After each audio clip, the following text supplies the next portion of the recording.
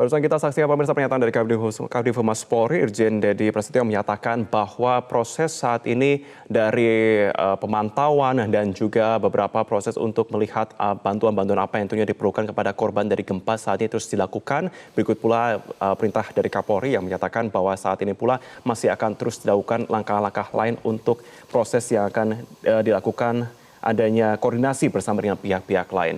Sebelumnya kita juga saksikan perwakilan dari PT KAI yang menyatakan bahwa per hari ini untuk jalur transportasi kereta api sudah mulai bisa dilalui di lokasi berdekatan tentunya dengan pos Cianjur yang merupakan salah satu rute dari kereta api jika kita mengacu kepada rute PT KAI di wilayah Jawa Barat.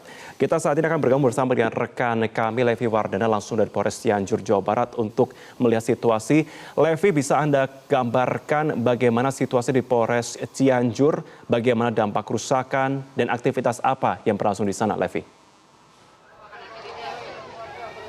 Baik Marvin, saat ini saya sedang berada di Polres Cianjur, Jawa Barat. Di sini sedikit saya bisa gambarkan, Polres Cianjur, Jawa Barat juga sendiri mengalami dampak kerusakan yang cukup parah, di mana baliho atau balkon Polres Cianjur itu mengalami reruntuhan begitu dari genteng-genteng yang berada di atas dan menimpa beberapa kendaraan yang memarkir di depan Polres Cianjur, Jawa Barat. Dan di sini sendiri pun terdapat satu posko pengungsian akibat dari gempa 5,6 magnitudo kemarin siang, dan sedikitnya 100 warga mengungsi di area ini. Mereka yang mengungsi mayoritas adalah wanita, ibu hamil, dan juga banyak anak-anak di sini yang mengalami luka ringan hingga sedang. Dan dari pihak kepolisian sendiri pun masih terus mendata berapa jumlah korban yang berada di posko pengungsian, karena masih adanya korban yang terus berdatangan untuk mengungsi di posko ini.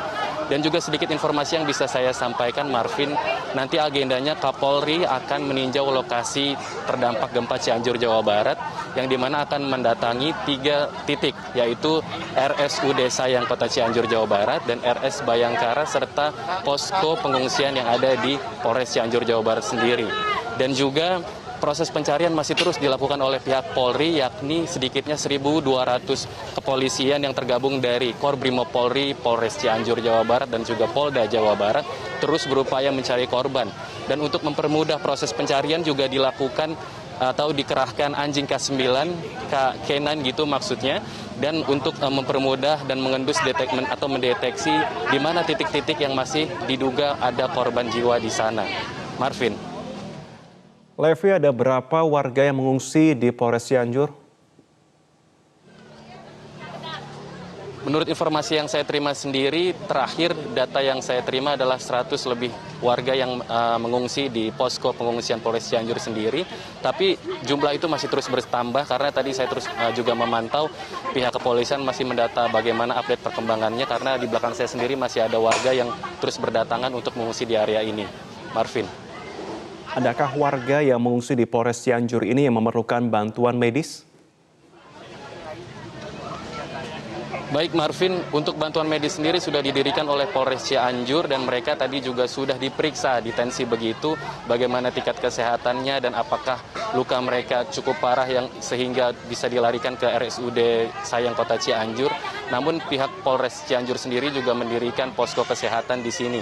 Dan tadi informasi yang saya terima dan juga melihat di lapangan, Marvin, bantuan dari pihak Polri sendiri sudah disampaikan kepada warga melalui Kadif Humas Polri Irjen Dedi Prasetyo kepada warga di sini, dan juga ada sedikitnya 10 truk bantuan kemanusiaan dari Kapolri yang akan diserahkan ke warga sekitar.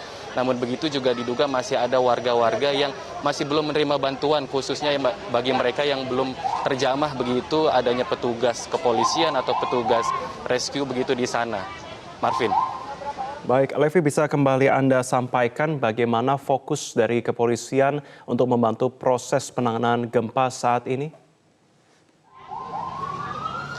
Baik, untuk proses penanganan gempa saat ini, hari ini data yang saya terima proses masih difokuskan begitu di 2 titik desa yang terdampak cukup parah, yakni di Kecamatan Cugenang Desa Gasol dan juga lalu di Kecamatan Warung Kondang. Di sana terdampak cukup parah, masih banyak reruntuhan bangunan dan juga diduga kuat masih adanya warga yang tertimbun. Untuk itu 1.200 personel gabungan dikerahkan di 2 titik terdampak yang paling parah itu untuk melakukan proses pencarian korban. Marvin. Baik, Levi Wardana, kami akan nantikan informasi terkini dari Anda selanjutnya dan juga bagaimana pantauan langsung dari pihak kepolisian untuk meninjau langsung lokasi-lokasi yang masih memerlukan proses evakuasi ataupun juga penyelamatan lebih lanjut. Levi Wardana, terima kasih untuk informasi Anda.